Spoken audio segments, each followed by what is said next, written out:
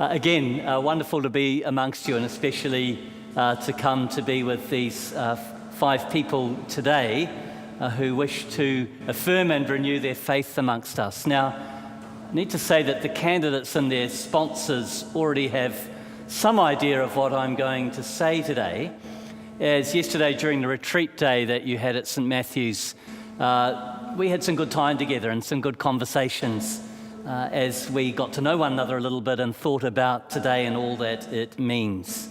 And there were 3 words that I themed our discussion around. They're easy to remember because they all start with B. You know, it's one of those wonderful sequencing of words that I hope makes it easy for us to take them away. There's a flow to them. Each word kind of leads on to the next and they continue to flow on. And the words are belonging, believing, and behaving. We don't make faith in isolation. Faith isn't something that we come up with on our own and then go and find a place to practice that faith. So generally, I don't think that people make an investigation into different kinds of faith and then choose one that they like and then go and find a place where they can sort of get on with that particular flavor.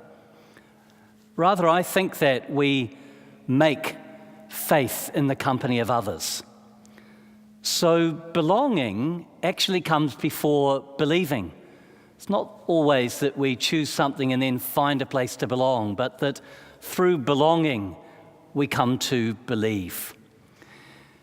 We all know that other people influence us greatly. If we look back on our lives, we can think about some of the people who have really helped to shape us and who we are, the things that we think, the attitudes that we hold, some of the decisions that we've made in our lives.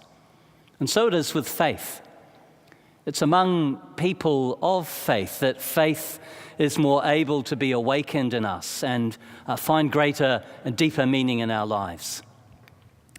See, when I read the Gospels and I read the call of the first disciples, I find there a group of people who are actually simply gathered into community with Jesus. As Jesus began his public ministry, he started to call others to follow him, to be with him. And he began to impart the gift of faith to them in doing so. Faith is God's gift to us. So I've often wondered, could those first disciples have immediately been able to make a statement of belief about why they had chosen to follow Jesus? I don't think so.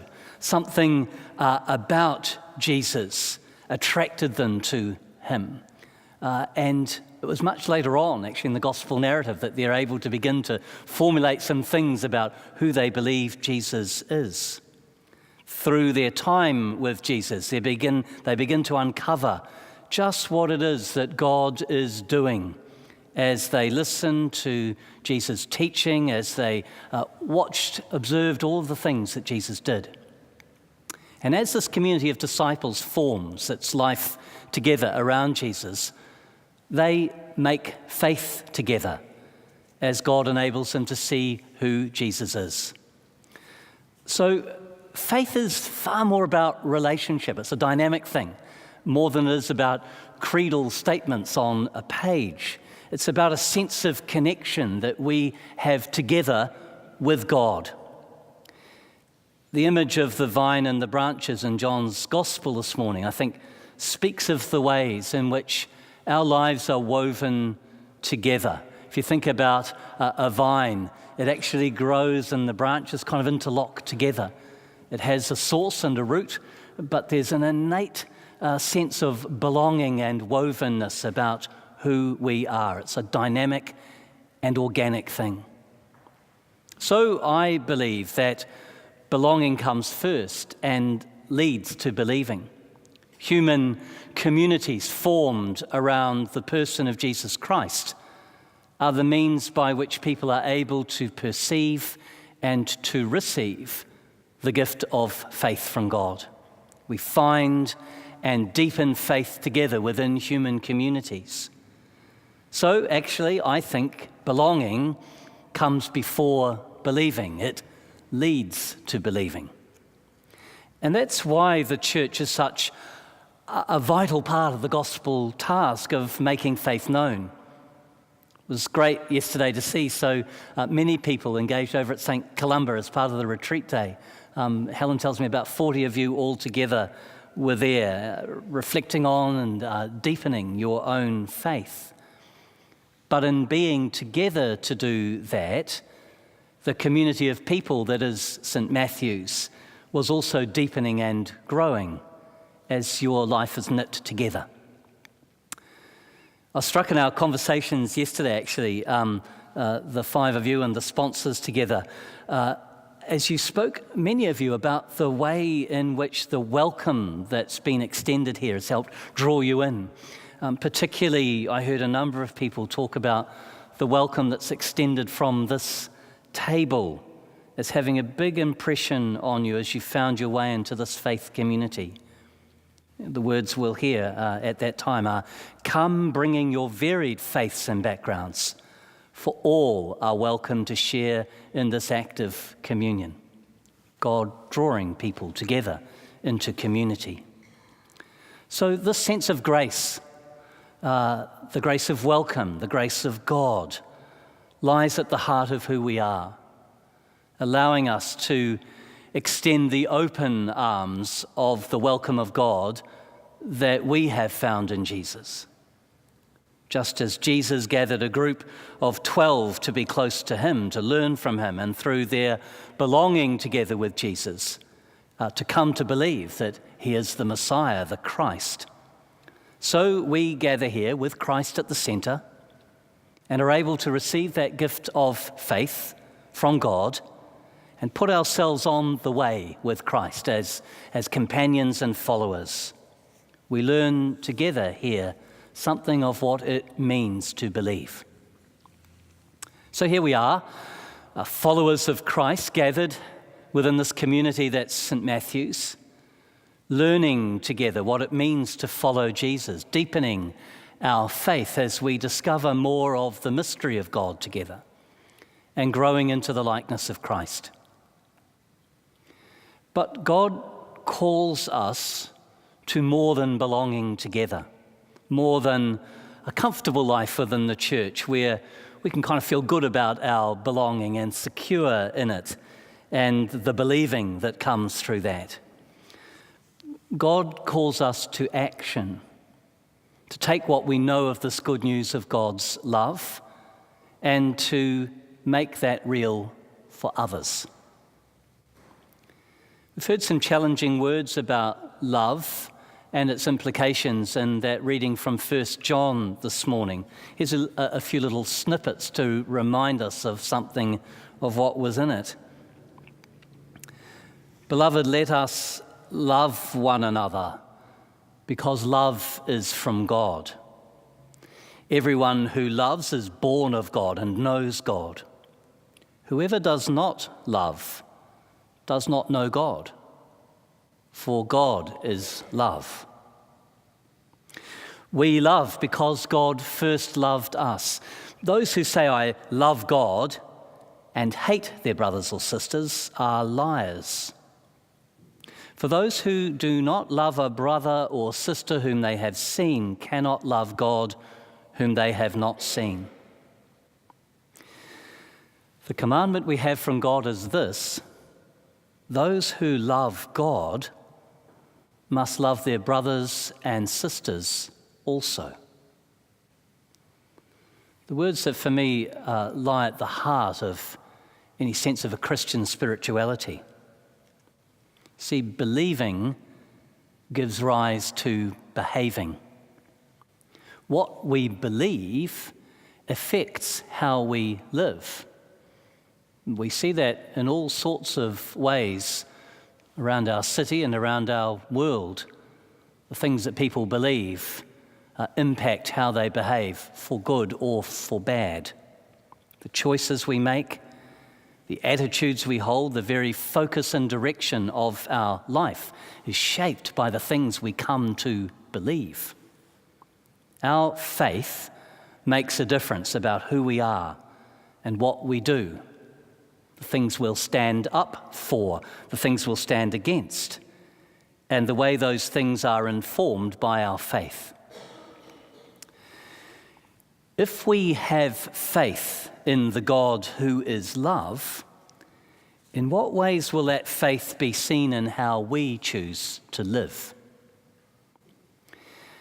Now, those who come for confirmation and renewal today are going to make some particular promises about what that means for them. They're going to speak of a commitment to the corporate worship life of the church, to belonging. They're going to talk about a faith that's marked out by forgiveness and love, and by a search for peace and justice in the world. They're going to speak of allowing that faith to pervade every part of their life, and so becoming part of the agency of God for making known this good news about Christ. Those statements try to say something general about what Christian living means. For each of us, it'll mean something different in practice about what it is that God actually calls us to be and do. How will I take this gift of faith in the God who is love and make that love real for another, for others? And that's not a question just for those who take up the opportunity for a commitment and renewal today, but I think it's a question for each Christian person. In what way will my faith affect my living? How will my believing impact on my behaving? And that's not an easy thing. I'm conscious of letting myself and others down all the time in this regard. I've had a moment on my mind for a little while now that happened just a little time ago. I was getting changed after playing a game of squash, and there were a couple of other guys who were just finished in the changing room as well, and they were talking together. And one of them was going on about how hard it is to manage staff in his business. And at one point he said, "And as for those people of a certain ethnicity, you just have to turn your back for a minute and they just stop working. Can't trust them for a minute to work on their own." It was such a blatantly racist remark. And my partner and I kind of raised eyebrows at one another. But afterwards I knew that I should have actually challenged it. And at least said something like, "Hey, I really don't appreciate the racist comment." But I let the moment go, and I didn't quite find the courage at the right time to speak. See, it's a good thing not to carry those attitudes ourselves. But it's an even better thing to find the courage to challenge them in others. For that's how we actually begin to change and shape the world. That's about striving for peace and for justice. Sometimes it's the small moments and the little things that can begin to make a difference. God calls us, the God of love, to act in that kind of way. And I think that's where these 3 B's are not just some linear thing that we eventually get to the end of, but they continue to support and feed one another. Our behaving becomes the witness that impacts on others and provides the opportunity for reflection, for thought, the opportunity for belonging, perhaps, to discover what this faith might mean and for people to become, to come to believe. And we ourselves find, I think, through our life together, new opportunities for deepening our belonging and our believing in the way that that might affect our behaving. God gives us increasingly the strength and the courage to speak and to act for God. Belonging, believing, behaving. For me, it's a wonderful pattern of Christian discipleship and of Christian witness. I think we together thank God today for each of you as you come to make this commitment to that life of a Christian person in confirmation and in renewal. My prayer is that each of us here today might grow more and more in our sense of belonging together, that through it we might deepen our believing, and that from it all might come a commitment to behave in ways that make known the good news of Jesus and the God who is love.